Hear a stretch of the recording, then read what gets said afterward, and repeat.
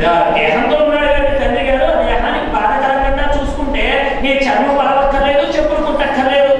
రాముడు అంటున్నాడు నా తండ్రి కోసం నేను ఏమైనా చేస్తాను. అయితే ఆ మాట నాన్నగారు చెప్పి నేను కాదంటానమ్మా.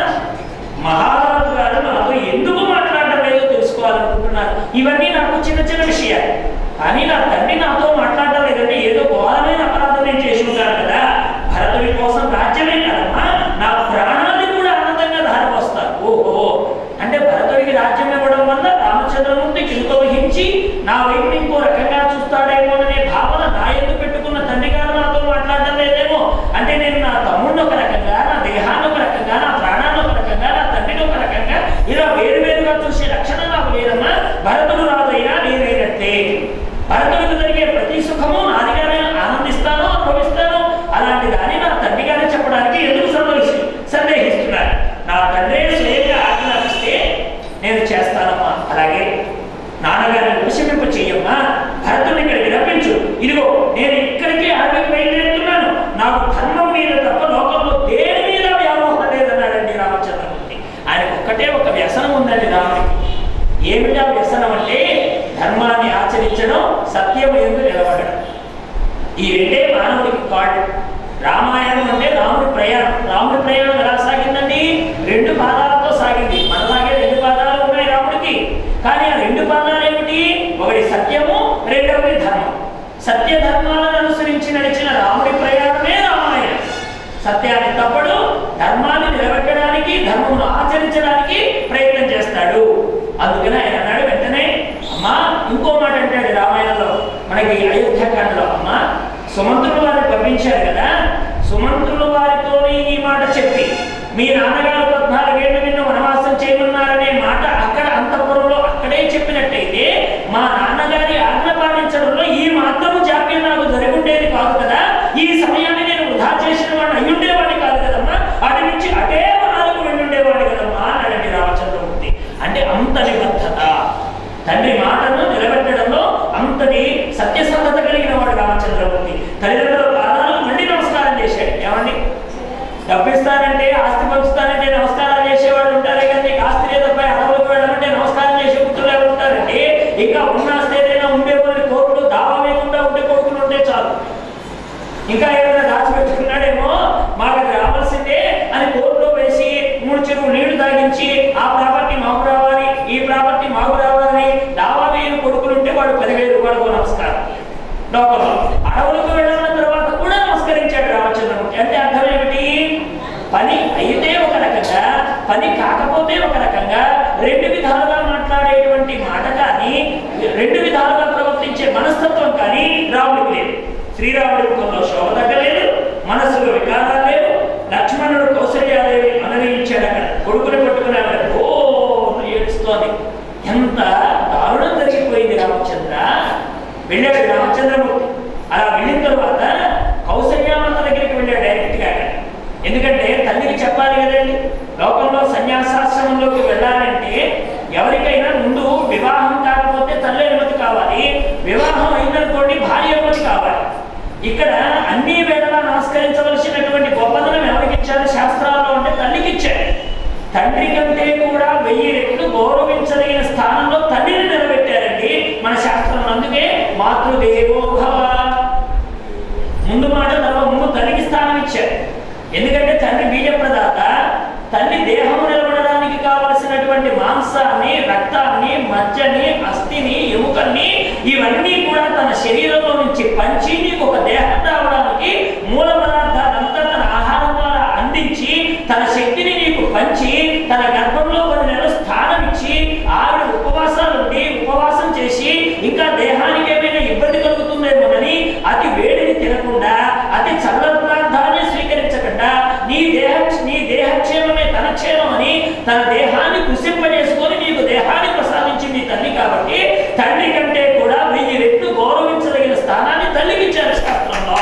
అటువంటి ఆ తల్లికి నమస్కారం చేయడానికి వెళ్ళాడు. అమ్మా నేను వెళ్తున్నాను, నీకు ఒక లోకంలో గొప్ప ఆపద వచ్చింది, అది నీకు తెలియదమ్మా అన్నాడు రాముడు.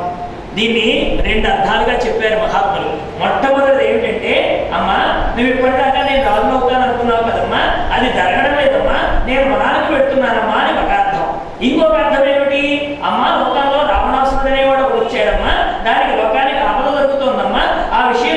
లేదమ్మా, ఆ కంటకం తొలగించడానికి నేను బయలుదేరుతున్నానమ్మా అని రెండు అర్థాలు వచ్చే విధంగా నారాయణ స్వరూపంగా అర్థం చేసుకొని రామావతార ప్రయోజన నిమిత్తం వాక్కుని ఆలోచించినప్పుడు ఒక రకంగా, కాదు కాదు కుమారుడే వచ్చి మాట్లాడుతున్నాడు తల్లితో జరిగే సంభాషణ అనుకున్నప్పుడు అది తల్లి కొడుకుల సంభాషణ రూపంలో అర్థమయ్యే విధంగా ఇంకో రకంగా వాల్మీకి మహర్షి వారు అత్యద్భుతమైనటువంటి రచన వాల్మీకి రామాయణం మనకు అత్యద్భుతంగా అందించాడు.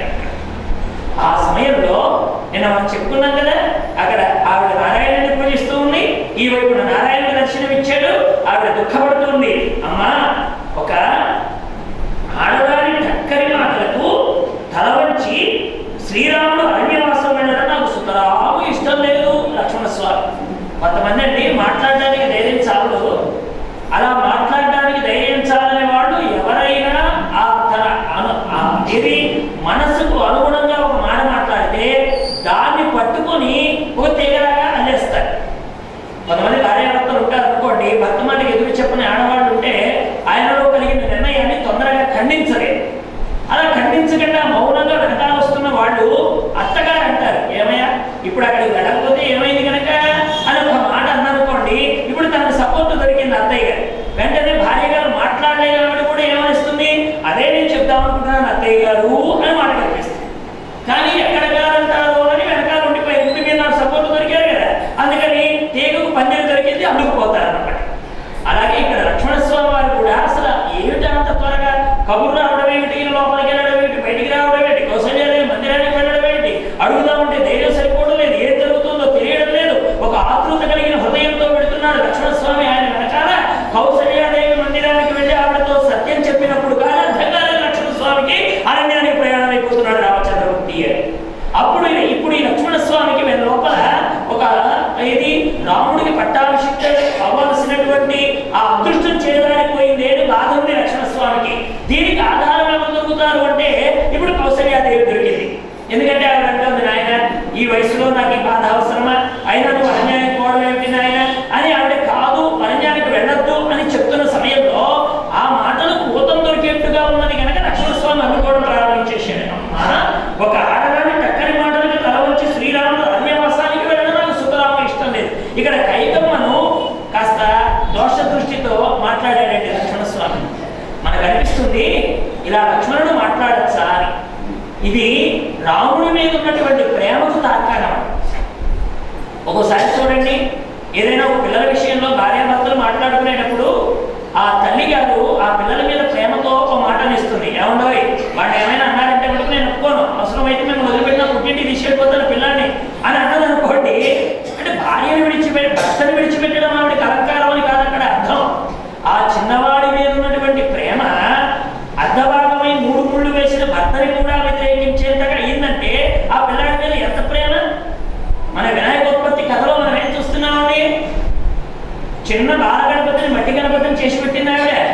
ఆ మట్టి గణపతి ఎదురుగా పరమేశ్వరుని అడగించగానే శోభంతో ఖండించేశాడు. లోపలికి వెళ్ళి పార్వతితో మాట్లాడుతున్న సమయంలో బాలుడు ప్రస్తావన రాగానే ఆవిడేముంటుంది, జగన్మాత నువ్వు పరమేశ్వరుడివి జగత్పిత అయి ఉండొచ్చుగాక నేను ప్రాణప్రతిష్ఠ చేసిన పిల్లాడికి గతి కలిగిస్తావా, ముందు ఆ పిల్లాడికి ప్రాణప్రతిష్ఠ చేస్తే తప్ప నేను నీతో మాట్లాడను అంటుంది అక్కడ అమ్మ. ఇప్పుడు మనమేమనుకుంటాం, ఇదేంటి పార్వతీదేవి పరమేశ్వరుడికి ఎదురు తిరిగింది, అయితే నేను కూడా మా ఆయనకి ఎదురు తిరగచ్చు అనమాట. అసలు ఎందుకు తిరిగినాడు అక్కడ ఉండే కథలో సారాంశం ఏంటంటే పిల్లల విషయంలోకి వచ్చేటప్పటికీ ఆ తల్లి భర్తనైనా ఎదిరించి మాట్లాడుతుంది. అది పిల్లల మీద ఉన్న అనురాగానికి చిహ్నమే తప్ప భర్త మీద ఉన్న అగౌరవానికి చిహ్నం కాదు అక్కడ. అందుకని ఇక్కడ లక్ష్మణస్వామి వారు కాస్త కఠినంగా మాట్లాడుతున్నాడంటే అది రాముడి మీద ఉండేటువంటి ప్రేమను వ్యక్తం చేయడానికి అతని మీద ఉండేటువంటి అవ్యాజమైన ప్రేమకు తార్కాణం ఆ పలుకులన్నీ కూడా. ఆయన అంటున్నాడు, దశరథుడు ఇలా కామాతురుడై ఒక బాల్యకు లొంగిపోయి ఆయన ఒక మాట అనగానే రామచంద్రమూర్తి నేను ఆ మాట నెరవేరుస్తానన్నట్టు 14 ఏళ్ళు అరణ్యవాసానికి బయలుదేరాడే, అది నాకు ఇష్టం లేదు. ఎందుకని ఈ రాజుది విపరీత బుద్ధి కనుక. ఇక్కడ తండ్రి అనడానికి కూడా ఇష్టపడడం లేదండి లక్ష్మణస్వామి, రాజు అంటున్నాడు. ఆ రాజుది విపరీత బుద్ధి, పైగా భోగాసక్తుడు, దానిలో వృద్ధాప్యం, ఇవన్నీ కలవడంతో రాజు పూర్తిగా కామానికి లొంగిపోయాడమ్మా. కామంతో ఉన్నవాడి నోటికి అడ్డు అదుపు ఉంటుందా? కామాపురాణం నా భయం లక్ష అంటాడు కాళిదాసు గారు. విద్యాపురాణం నా సుఖం నా నిద్ర అంటాడు. విద్యకు ఎవడైతే తల ఉంచుతాడో వాడికి సుఖం ఉండదు, నిద్ర ఉండదు. ఎవరు విద్య నేర్చుకోవాలనుకుంటాడో వాడు సుఖానికి దూరం అయిపోతాడు, నిద్రకు దూరం అయిపోతాడు.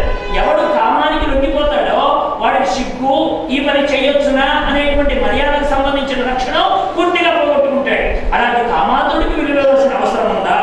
శ్రీరాముడు ఏం తప్పు చేశాడని అరణ్యవాసం చేయాలి? ఇప్పుడు పొమ్మంటే రాముడు వెళ్ళిపోతాడు, లోకానికి సమాధానం చెప్పవలసిన అవసరం లేదా? దశరథుడు రేపు ఇంతమంది అయోధ్యానగర ప్రజలందరూ కలిసి ఏ లోపాన్ని చూసి రాముడిని అరణ్యవాసానికి పంపారంటే ఆ ముసలి దశరథుడు ఏం సమాధానం చెప్తాడు లోకానికి? కాబట్టి నాకు దీనికి సమాధానం తెలియాలి. ఇదే నా ధర్మం. తెలిసి తెలియని మిడిమిడి జ్ఞానంతో చేసిన భార్య చేష్ట ఎలాంటిదో ఈ రోజు దశరథుడు చేసిన పని కూడా అలాంటిదే ఉన్నా ఆ మాటలు ఎక్కడో తీసుకోవాల్సిన అవసరం లేదు. పిల్లాడు పొరపాటున మాట మాట్లాడాడనుకోండి, ఆ మాటను ఎవరైనా పట్టించుకుంటారా? లోకంలో దాన్ని ప్రమాణంగా ఎవరైనా తీసుకుంటారా? అలాంటి స్థితిలో ఉండిపోయాడు. ఎందుకంటే వృద్ధాప్యం ఒక రకంగా చెప్పాలంటే బాల్యావస్థ లాంటిది. చిన్నప్పుడు మనం ఎలాంటి స్థితిలో మన తల్లిదండ్రులు విసిగించామో అదే విసుగు మనకి వృద్ధాప్యంలో తల్లిదండ్రుల ద్వారా మనం ఎదుర్కొంటాము. వాళ్ళు చెప్పిన మాటే 10 మాటలు చెప్తారు. చిన్నప్పుడు చూడండి, మన మనవడో మనవరాలు చెప్పిన మాటే 10 మాటలు చెప్తే మనకు అమృతప్రాయంగా కన్నప్రాయంగా ఇంకా బాగా వినాలి ఏది చెప్పమ్మా అని అడిగి మరీ చెప్పించుకుంటాం. అదే తండ్రి కనుక చెప్పిన విషయాన్ని 2 మాటలు చెప్పాడు అనుకో, ఏమిటి నీ సోది, క్రొత్తుని విన్నాక మళ్ళీ మొదలెట్టేసావు, మధ్యాహ్నం వచ్చేటప్పుడు కనుక నువ్వు ఎన్నిసార్లు చెప్పిన మాట చెప్తే మళ్ళీ చెప్పించుకొని తండ్రి ఆనందపడ్డాడో ఆ ఆనందావస్థ బాల్యావస్థ వృద్ధాప్యంలో వాళ్ళకు వస్తుంది. ఆ సమయంలో దాన్ని భరించాలి. నువ్వు నిద్రలో పక్క తడిపేస్తే ఆ పక్కని అక్కడ నుంచి వాడు నీకు మళ్ళీ తిరిగి పొడి చోట వాళ్ళు నిన్ను పడుకోబెట్టి ఆ తడిలో తల్లిదండ్రులు పడుకుంటారు. మరి అదే అవస్థ వాళ్ళకు వృద్ధాప్యంలో వస్తుంది. మలమూత్ర విసర్జన సమయాలు తెలియదు వాళ్ళకి. వాళ్ళు అలా విసర్జించేస్తారు. విసర్జించేసిన తర్వాత మనం పొరపాటున మాట్లాడకూడదు. ఏ వయసు వచ్చింది నీకు, ఏంటి పెద్దదాన్ని వేయవు, మలమూత్రాలు ఎక్కడ విసర్జించే తెలియదా అని అనకూడదు. ఎందుకని? ఒకప్పుడు నువ్వు చేసిన అవస్థ అది కనుక వాళ్ళు దాన్ని కూడా తట్టుకొని నీ మలమూత్రాలు ఎత్తిపోశారు కనుక మళ్ళీ అదే స్థితి నువ్వు చేయాలి. అక్కడ వాళ్ళకి సేవ చేసుకోవాలి. కాబట్టి ఇది ప్రతి వారి జీవితంలో వచ్చేదే. అది బాల్యావస్థ లాంటిది. అన్నా నువ్వు అజ్ఞానం చెయ్యి, ధనుర్ధారి ఉన్నాను, ఈ అయోధ్యని నిర్మానుష్యం చేస్తానన్నాడు. అంటే ఒక రకంగా చెప్పాలంటే ఇక్కడ లోకంలో రాముడు రాదు కాదు అన్నవాడు ఎవడు లోకంలో ఉండడానికి వీలేదు. వాళ్ళందరినీ తుత్తునియలు చేసేస్తారు.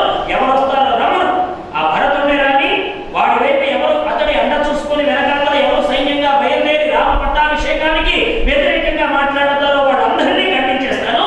ధర్మం తప్పిన వాళ్ళందరినీ. అన్నయ్య నీకు ఇదే చెప్తున్నాను, చివరికి తండ్రినైనా సరే చంపేస్తారు. శ్రీరాముడు ఎక్కడుంటే నేను అక్కడ ఉంటాను అన్నాడు లక్ష్మణస్వామి. ఆ మాటలు విన్నటువంటి రామచంద్రమూర్తి అవ్యాజమైన ప్రేమతో ఆ ప్రేమ పరవళ్ళు ఇంకా అతిశయించిన ప్రేమగా మారి ఎదుటి వ్యక్తిలో దోషాన్ని చూసేంతగా వెళితే రాముడు ఊరుకుంటాడే చెప్పండి? రాముడి మీద ప్రేమ ఒక ఎత్తు అయితే రాముడు ప్రేమించే వారి మీద ద్వేషం ఇంకొక ఎత్తు. మనకి రామాయణంలో ఒక మాట ఉంటుందండి, ఆంజనేయ స్వామి వారు చెప్తారు, రావణాన్ని ఎంత తప్పు చేసావు నీకు అర్థం కావడం లేదుగా, రాముడి మీద ద్వేషం వచ్చిందా అది రాముడితోనే పోతుంది. రాముడు ఎవరి మీదైతే ప్రేమ పెంచుకొని వారిని గౌరవిస్తారో వారి పట్ల నువ్వు కనుక ద్వేషాన్ని పూని చెయ్యకూడని పని చేశావా నీకు ఇద్దరి వల్ల ముప్పు ఉంది అన్నాడు. ఎవరు? ఒకరేమో రామభక్తుడైనటువంటి భాగవతుల వల్ల, రెండవది భాగవత ప్రియుడైన రాముడి వల్ల. కాబట్టి రామభక్తుడిని ద్వేషించావంటే నీకు 2 వైపులా మృత్యు వచ్చేస్తుంది. రాముని ద్వేషిస్తే ఒకవైపే నీకు ఆపద, రామభక్తుడిని ద్వేషించావా అది నీకు 2 వైపులా ఆపద. ఇప్పుడు నువ్వు 2 పనులు చేశావు కనుక నీ యొక్క జీవనానికి చిట్ట చివరి గడియలు దాపురించాయి. మృత్యువుకు దగ్గరగా వెళ్ళిపోతున్నావు. ఇక్కడ సీతమ్మ ఎత్తుకొచ్చావంటే అది కేవలం రామాపచారం మాత్రమే కాదు, భాగవతాపచారం కూడా. రాముడు తన అపరాధాన్ని క్షమిస్తాడేమో కానీ భాగవతాపరాధాన్ని రెట్టింపుగా భావిస్తాడు కనుక సీతను తెచ్చుకొచ్చిన పాపం నీ మృత్యువుకు దారితీస్తుంది సుమా అని చెప్తాడు రామాయణం. అంటే ఇది ఎంత గొప్పదండి మాట. రాముడట తనని ద్వేషించిన నిష్కృతున్నదట, కానీ రామ భక్తుల్ని ద్వేషిస్తే అతడికి నిష్కృతి ఉండదు అని చెప్తాడు. ఇప్పుడు రాముడు ఎవరిని ప్రేమిస్తున్నాడు? దశరథుడిని. దశరథుడి దగ్గర ఇన్ని మాటలు మాట్లాడాడు. అటువంటి దశరథుడి పట్ల కాస్త కఠినంగా మాట్లాడినటువంటి లక్ష్మణుడిని గౌరవించుకొని, చూడు లక్ష్మణ, నీకు నా మీద ఎంత ప్రేమ గౌరవం ఉంటే మాత్రం కన్న తండ్రిని ఇలా తోలనాడచ్చా? మనం ఏం చెప్పుకున్నామండి? లక్ష్మణస్వామి ఏ నక్షత్రంలో పుట్టాడు? ఆశ్లేష నక్షత్రం. ఆశ్లేష నక్షత్రం ఏమనుకున్నా? బుసకొట్టే పాము. అసలు లక్ష్మణుడు ఎవరు? ఆదిశేషి. సహజంగా బుసకొట్టే లక్షణం ఉంటుంది. ఏమంటే చిన్నప్పుడు మన ఇళ్ళకి పాములు ఆడించేవారు వచ్చేవారు. ఒక కాలంలో పాములు ఆడించేవారు ఎలా వస్తారంటే వాళ్ళు పాము తెచ్చి బుట్టలో నుంచి అది పడగబెట్టేలా చేసి ఆడిస్తారు. కొంతసేపటికి మనకు ఆ భయం పోయి మనం కూడా ఏం చేస్తాం, కాస్త ధైర్యం గలవాడు ఉంటే దాన్ని ఎత్తి చేయబెడతాడు. కాస్త ధైర్యం కలిగిన వాడు ఉంటే అడుగుతాడు ఆ పాము పుట్టవాడు, ఎలా చేయబెడతావా నేను ఉంటాను పక్కన అంటాడు. వీడు మొదట్లో జరిగిన అతను మాటి మాటికి మనం చేయబెట్టడం వల్ల కాస్త ధైర్యం కలిగి వాడు చేయబెట్టే ప్రయత్నం చేస్తాడు. పాముని పట్టగలిగిన వాడు పక్కన ఉంటే తల మీద చేపెట్టిన వాడు ఇప్పుడు ఇదే పాము వాడు ఒంటరిగా ఉన్నట్టు కనపడింది. వాడు అక్కడ ఉంటాడా? ఒకసారి తల మీద చేయబెడతా చూస్తానంటావా? తల మీద చేయబెట్టేదాకా ఉండొచ్చేమని పెట్టిన తర్వాత ఉండవు, అది ప్రమాదం. అలాగే లక్ష్మణస్వామి కోపం అండి, పక్కన రాముడు ఉంటే ఆ పామును పెట్టేవాడు ఎలాగైతే బుట్టలో పెట్టి దాన్ని నిదానంగా అలా దాన్ని క్షమింపజేస్తాడో రాముడు కూడా అలాంటి వాడే. లక్ష్మణస్వామి కోపాన్ని తగ్గించేవాడు. ఆయన కోపం వెనుకున్నటువంటి ఆంతర్యాన్ని అర్థం చేసుకోగలిగినటువంటి మహానుభావుడు రామచంద్రమూర్తి. అందుకని అన్ని వాక్యాలతో పలకరిస్తూ తమ్ముడితో అన్నాడు, నా మీద ప్రేమను చూపించాలంటే తండ్రిని లాగా అందించాలి. అలా అలా అలా పూజ్యుని నిందించడం అనేది అధర్మం తెలుసునా? ఎక్కడైనా పూజ్యుని కనుక నిందిస్తే ఆయుక్షేయం అయిపోతుంది. పైగా ఒక మాట మనం ఎదుటివాడిని ఎదుటిగా పెద్దవాడిని తృణీకరించి మాట్లాడాము అంటే ఒక రకంగా చెప్పాలంటే ఆయనని మనం అంతమొందించినట్టు, ఆయన ప్రాణం తీసినట్టు అయిపోతుంది. కాబట్టి అంత దోషం. పెద్దవాడిని ఏకవచనంతో సంబోధించిన, ఓ మాట పొరపాటుగా మాట్లాడిన. ధర్మాన్ని ఆచరించేవాడికి అర్థకామాలు కూడా సుఖాన్నిస్తాయి. కొంతమంది అంటారు, ధర్మం ఎవరు చూడొచ్చాడండి, అర్థం ముఖ్యం కదా, కామం ముఖ్యం కదా అంటారు. చాలా మంది ఇలాగే పొరపాటు పడ్డారు. ధర్మాన్ని పాటించకుండా అర్థాన్ని సంపాదించిన వాడు కౌరవుడు, ధర్మాన్ని పాటించకుండా కామాన్ని కొట్టుకున్నవాడు రావణాసురుడు. అర్థమవుతుందా? వీళ్ళిద్దరూ నాశనం అయిపోయారు. అక్కడ వాడు సంపాదించిన రాజ్యంలో ధర్మం లేదు, యువతుల ద్వారా సంపాదించాడు. అందువల్ల అక్కడ వాడు ఏమనుకున్నాడు, ఇది ధర్మమా అధర్మమా కాదు, మాకు డబ్బు ప్రధానం, ఎలాగైతేనే పాండవ సంపద మాకు వచ్చిందా లేదా అన్నారు వాడు. కానీ నారాయణుడు ఏం తీర్పిచ్చాడు, అబ్బాయిను ఇలా సంపాదించినటువంటి అర్థము అది ధర్మం కిందికి రాదురా, దానికి యుద్ధం సమాధానం చెప్తుంది, ధర్మం ఎవరి పక్కన ఉంటే వాడికి అర్థం చేరుతుంది అని పాండవులకు అర్థాన్ని చేర్చి నారాయణమూర్తి ధర్మం ఈ వైపు ఉందని నిరూపణ చేశాడు. అది కృష్ణావతారం. మరి ఇక్కడ కామం అనేది ఎలా చేస్తున్నాడు రావణాసురుడు, నా ఇష్టం, నా కంటికి అందంగా కనిపించింది, అందంగా కనిపించిన ప్రతిదాన్ని వశం చేసుకోవడం నా లక్షణం. వాడు చెప్తాడండి రామాయణంలో, అమ్మతోనే చెప్తాడు సుందరకాండలో, స్వధర్మో రాక్షసం వీరు సర్వదైవ సంశయ గమనం వా పరస్త్రీణాం హరణం సంప్రమద్యవా. రావణాసురుడు అమ్మతో చెప్పిన మాట సుందరకాండలో, ఎందుకు సీత నా నీకు వక్షస్థలాన్ని నీ నాభిస్థలాన్ని దాచుకుంటావు, పరస్త్రీని తీసుకురావడం వారితో విరోధించడం మా జాతి ధర్మము అన్నాడు వాడు. ఇక్కడ రావణాసురుడి ధర్మం ఏమిటంటే ఇతర స్త్రీలను దోష దృష్టితో చూడడం. దానికి రాముడికి సమాధానం చెప్పాడు, అబ్బా అది నీకు ధర్మం అయితే దైవ దృష్టిలో అది ధర్మం కాదురా నాయన, నువ్వు అనుకున్న ధర్మానికి ఫలితం మృత్యువు, కాబట్టి నువ్వు అనుకున్న కామానికి మృత్యువే దీనికి సమాధానం అని రాముడే అక్కడ సాక్షాత్తు నిలబడి రావణాసురుడిని కొట్టి అమలు తెచ్చాడు. అంటే ధర్మము లేకుండా నువ్వు అనుభవించే కామము మృత్యువుకు దారితీస్తుంది, ధర్మం లేకుండా నువ్వు సంపాదించేటువంటి అర్థము కురుక్షేత్ర రణరంగ రూపంలో నీ వంశం మొత్తాన్ని నాశనం చేస్తుంది. ధర్మం విడిచి అర్థకామాలు సంపాదించేవాడు చిట్ట చివరైన మోక్షానికి వాడు అర్హత లేదు అని నారాయణమూర్తి నిర్ణయం చేశాడు. ఇప్పుడు నీవు అర్థాన్ని సంపాదించి రాముడికి ఇవ్వాలంటున్నావు, ఎలా ఇవ్వాలంటున్నావు? తండ్రిని కొడతావా? దేహం ఇచ్చినందుకు తండ్రిని చంపేస్తావా? ప్రేమించినందుకు అయోధ్య ప్రజల్ని కాదంటావా? ఒక్క మాట ఆవిడ కోరినందుకు ఇంత లాలనగా చూసిన కైకమ్మ ప్రేమని తృణీకర భావంతో చూస్తావా? ఇలా చూస్తే ధర్మానికి అర్థమేముందయా? ధర్మం అంటే అనుకూలంగా ఉన్నప్పుడు ఒకలాగాను, ప్రతికూలంగా ఒకలాగా ఉన్నప్పుడు మారేదే ధర్మం అంటే. చాలా మంది ఇలాగే అనుకూల ధర్మాన్ని పాటిస్తారే కానీ అనుష్ఠాన ధర్మాన్ని పాటించలేడు. అనుకూల ధర్మం అంటే ఏంటి? తనకు అనుకూలంగా ఉంటే అందుకుపోతాడు. మరి రామకృష్ణానంద స్వామి వారు చెప్పేవారు, ఒక పాలేరు ఉన్నాడట, ఒక యజమాని ఉన్నాడు. ఆ యజమాని పశువులు మేపుతూ ఈ పాలేరు ఏం చేశాడంటే వాడు కూడా ఒక ఎద్దు కొనుక్కున్నాడటండి పాలేరు. ఈ పాలేరు ఎద్దు యజమాని ఎద్దులు కలిసి పొలంలో మేస్తున్నాయి. పశువులు కదండి, వాటిలో కాస్త రోషావేశాలు క్రోధం ఎక్కువ. యజమాని పశువుల్ని ఈ పాలేరు పశువు పొడి చేసిందండి, చచ్చిపోయింది. యజమాని పశువు చచ్చిపోయింది. ఇప్పుడు ఈ పాలేరు వారికి కాస్త భయం కలిగింది, అయ్యో యజమాని పశువు నా చేతిలో చనిపోయింది, ఇప్పుడు యజమాని ఏమంటాడో ముందు సమాచారం తెలపాలి కదా అని పరిగెత్తుకుంటూ యజమాని వెళ్ళి వీడు మాటలు పొరపాటుగా తడబాటు పడి ఒక మాట అన్నాడు. అయ్యగారు మీ ఎద్దు మా ఎద్దును పొడిచింది చచ్చిపోయింది అన్నాడు. ఏదో పొరపాటున ఏదో ఆ మాటల హడావుడిలో మీ ఎద్దు మా ఎద్దును పొడిచింది చచ్చిపోయింది అన్నాడు. దానికి ఆయన ఏం చెప్తున్నాడు? వేదాంతం చెప్తున్నాడు. ఎవరు? యజమాని గారు. ఏమయ్యా, అది పశువులు, వాటికి నోరు ఉంటుందా? వాటిలో వాటి కలహాలు చుట్టాయి. నా ఎద్దుని ఎద్దును పొడిచింది చచ్చిపోయింది, ఇది దైవ నిర్ణయం, ఇందులో నీ తప్పేముంది నా తప్పేముంది అని సర్ది చెప్పాడు. ఇప్పుడు వాడికి పునగొక్కుంటే కానీ అర్థం కాలేదు ఏం చెప్పాడు. ఓహో, ఆయన ఎద్దు నా ఎద్దును పొడిచిందని చెప్పారా? వాస్తవానికి నా ఎద్దు కదూ, అతని ఎద్దును పొడిచింది అని వెంటనే అయ్యగారు తప్పైపోయింది, జరిగింది అది కాదండి, నా ఎద్దే మీ ఎద్దును పొడిచింది, మీ ఎద్దు చచ్చిపోయింది. ఇప్పుడు చూడండి ధర్మం ఎలా ఉందో. నా ఇంట్లో ఉండి నేను పెట్టిన తిండి తింటూ నేను ఇచ్చిన డబ్బులతో ఓ ఎద్దును కొనుక్కొని నీ ఎద్దుని బాగా ప్రేరేపణ చేసి నా ఎద్దును పొడిపించేసి దాన్ని చంపించేసి నా దగ్గరికి వచ్చి ఇంకా నీతి పాఠాలు చెప్తావా? పరిహారం కట్టు అన్నాడు. అదే స్వామి, మా ఎద్దు మీ ఎద్దు చంపిందంటేనేమో పరిహారమా, మీ ఎద్దు చేతిలో మా ఎద్దు చచ్చిందంటే వేదాంతమా? ఇప్పుడు ఏది ధర్మం చెప్పండి? అక్కడ జరిగింది ఒక్కటే ధర్మం, కానీ ఇక్కడ ఆచరణలోకి వచ్చేటప్పటికి తనకు బాధ కలిగితే ఒక రకంగా, ఎదుటి వారికి బాధ కలిగితే ఇంకో రకంగా ధర్మాన్ని మార్చేవాళ్ళు ఉంటారు చూశారా? అలా ఉంటే ధర్మం ఫలితాన్ని ఇవ్వదు. ధర్మం అనేది ఎప్పటికీ ధర్మమే. అది నీకు ఒక రకంగా నాకు ఒక రకంగా ఉండదు. నువ్వు ఎలాగైతే ప్రవర్తిస్తావో ఎదుటి వారికి, ఆ ఎదుటి వారి మీద ప్రవర్తించినటువంటి ఆ స్థితే మళ్ళీ నీకు ప్రతిఫల రూపంలో ప్రసాదంగా అందుతుంది. కర్మ సిద్ధాంతం ఎక్కడా తప్పదు. నువ్వు ఏది ఇస్తే లోకంలో అదే పొందుతావు, ఏది విత్తనాన్ని నాటుతావో ఆ ఫలాన్ని నువ్వు పొందుతావు. అందుకని అక్కడ అర్థకామాలపై ఆసక్తితో ధర్మాన్ని నిర్లక్ష్యం చేయకూడదు. లక్ష్మణ, నీ బాధ నేను అర్థం చేసుకుంటానగా, ఇదంతా విధి నిర్ణయం, నేను మాత్రం తండ్రి గారి మాటనే నెరవేరుస్తాను. ఆ తర్వాత కౌసల్యాదేవి అన్నది, ఆయన నువ్వు విడిచి వెళ్ళడానికి, నువ్వు చుట్టూలపైన నిన్ను విడిచి వెళ్ళడానికి నేను బ్రతకను. ఈ రోజున రాముడు వెళ్ళిపోండి, కౌసల్య ఉంటుందా? కౌసల్య ప్రాణాలు వెళ్ళిపోతాయి.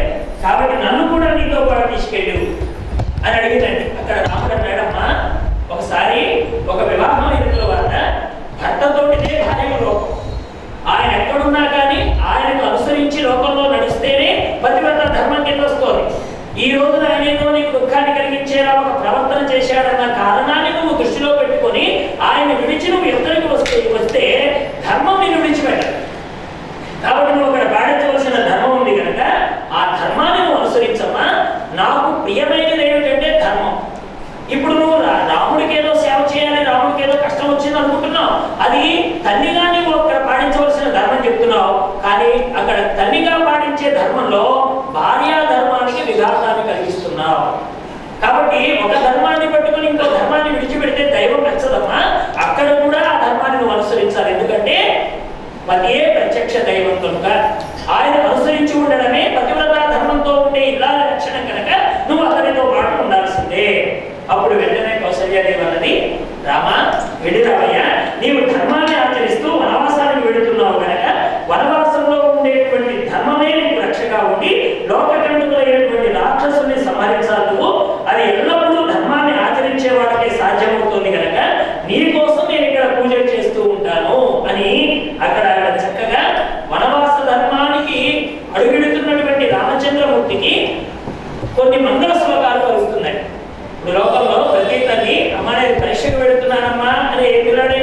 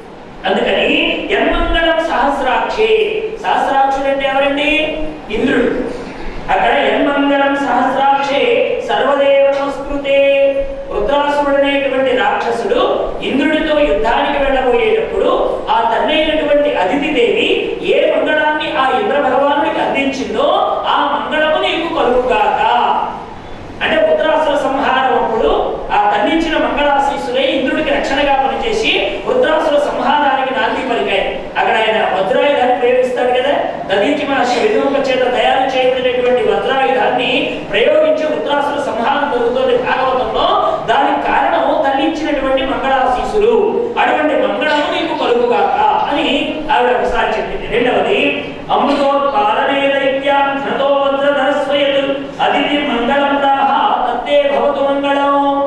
ఇంకోసారి మనకి వినతా కద్రువ అనేటువంటి వాడు ఉంటారు కదా, దానిలో వినతకు పుట్టినవాడు కదా వైనతేయుడు అనేటువంటి గరుడు అనే మహానుభావుడు, నారాయణమూర్తికి వాహనంగా ఉన్నవారు. ఆయన విధివశాత్తు వాళ్ళ అమ్మగారు తన సవతికి దాస్యం చేయాల్సి వస్తుంది. మహాభారతంలో వస్తుంది ఆ కథ, వినతా కద్రువుల యొక్క కథ. వినత అనేటువంటి ఆవిడ కద్రువు అనేటువంటి వాడికి దాస్యం చేయాల్సి వచ్చినప్పుడు ఆ దాస్యం నుండి ఎలా కలుగుతోందని అడిగిన గరుడుడికి అక్కడ ఉన్న వాళ్ళ తల్లి చెప్తోంది, ఆ కద్రువు అనేటువంటి ఆవిడ, నాయన దేవలోకంలో అమృతం ఉన్నదట, అమృతం తెచ్చి కనుక నువ్వు మా బిడ్డలకు ఇస్తే వాళ్ళ కద్రువు సంతానం అంతా సత్పాలు పాము వాళ్ళకి కనుక ఇచ్చినట్లయితే నువ్వు మీ తల్లి దాస్య విముక్తి కలుగుతోందంటే, తల్లి దాస్య విముక్తి కోసం బయలుదేరబోతున్న గరుడుడికి ఆనాడు తల్లి అయినటువంటి ఆవిడ ఎటువంటి మంగళాశీస్సులు ఇచ్చిందో అటువంటి మంగళం నీకు కలుగుతాక అని చెప్పినారు. విక్రమంలో విష్ణోరమిత తేజస యదాసి మంగళం రామ తత్తే భవతు మంగళం. మూడవ శ్లోకంలో చెప్పింది, ఆనాడు అదితి అనే మహాత్మురాలు పుణ్యక వ్రతం అనే ప్రయోగక్షణ వ్రతం అనేటువంటి ఒక వ్రతాన్ని చేసి సాక్షాత్తు నారాయణుని బాలవామనుడిగా పొంది బలిచక్రవర్తి చేస్తున్న విశ్వజిద్యాగానికి పంపించి 3 అడుగుల నేల అడిగేలా చేసి ఆ 3 అడుగులతో 1 అడుగుతో భూమిని, 2వ అడుగుతో ఆకాశాన్ని, 3వ అడుగు ఎక్కడా అడిగితే బలిచక్రవర్తి ఉద్ధరణ కోసం శిరస్సు మీద మోపిన బలిచక్రవర్తి ఉద్ధరించిన పాదం ఉన్నదే, ఆనాడు ఆ నారాయణమూర్తి ధరించిన వామనావతారం ఉన్నదే, వామనావతారంలో బయలుదేరుతున్న ఆ బిడ్డకు తండ్రి అయినటువంటి అదితి ఏ మంగళాశీస్సులు ఇచ్చిందో అటువంటి మంగళము నేను కలుగుగాక అని చెప్పింది. ఇప్పుడు మనం ఏమర్థం చేసుకోవాలి ఈ మంగళ శ్లోకాన్ని బట్టి అంటే, నిజంగా తల్లులు కనుక యథార్థమైనటువంటి ఉపాసన చేసి ఏ స్తోత్రమో ఏ పారాయణమో అనుష్ఠానంలో పెట్టుకొని దానికి సంబంధించిన శక్తిని కనుక వారు పొందినట్లయితే పరీక్షకు వెళ్ళేటప్పుడు, కాపురానికి వెళ్ళేటప్పుడు, కొత్త ప్రదేశానికి వెళ్ళేటప్పుడు, బిడ్డలు తల్లులకు మొక్కినప్పుడు ఆ యొక్క వరం వాళ్ళ ఆశీస్సు ఫలించాలంటే ఉపాసన అనేది తప్పనిసరి. ఆవిడ విశల్యకరణి అనే పేరు కలిగిన ఒక మూలిక కడుతుందండి రామచంద్రమూర్తికి రామాయణం.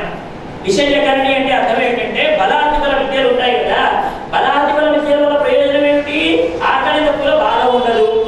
అనుష్ఠానంలో ఏ మంత్రానికి ఏ అస్త్రాన్ని ప్రయోగం చేసి ఎదుటి వాడి మీద ప్రయోగం చేయాలో బుద్ధి కుశలత ఏకాగ్రత ఏర్పడుతుంది. తర్వాత ఏమిటంటే ఒక వ్యక్తితో యుద్ధం చేసేటప్పుడు ఇంకొక వ్యక్తి వచ్చి అధర్మంగా యుద్ధం చేయాలనేటువంటి ఆ భావన ఎదుటి వాడిలో కలగనివ్వకుండా చేస్తుంది. రావణాసురుడు విచిత్రంగా అడుగుతాడండి రామాయణం. అకంపనుడిని అడిగిన మాట, అకంపన 14,000 మంది పోయారు కదా దున్నపోతుల్లాగా రామచంద్రమూర్తి మీదకి, ఒక్కడున్నాడు ఆయన. 14,000 మంది వెళ్ళారు, అందరూ మూకుముడిగా దాడి చేస్తే ఒక్కడు ఏం చేస్తాడయ్యా? మిమ్మల్ని ఇంతమంది యుద్ధం చేసేటప్పుడు అతను బాణం వేస్తున్నప్పుడు చుట్టూ ఉన్న 13,000 మంది ఏమయ్యారు? మీరందరూ మూకుముడిగా వెళితే రాముడు అలా వెళ్ళిపోయేవాడు కదా, రాముడి మీద పరాక్రమం ఏ మంత్రంలో చేస్తుంది కాబట్టి రాముడిని చంపడానికి మీరు ఎందుకు వెళ్ళలేకపోయారు? అందరూ ఒక్కమ్మడిగా ఎందుకు వెళ్ళలేకపోయారంటే అప్పుడు అకంపనుడు చెప్పిన ఒక అద్భుతమైన మాట ఉందండి రామాయణంలో. రావణ, అసలు రాముడు యుద్ధం చేస్తుంటే ఎవరికైనా ఆయుధం వెనకాలనిపించేది? రాముడు పట్టిన ధనస్సు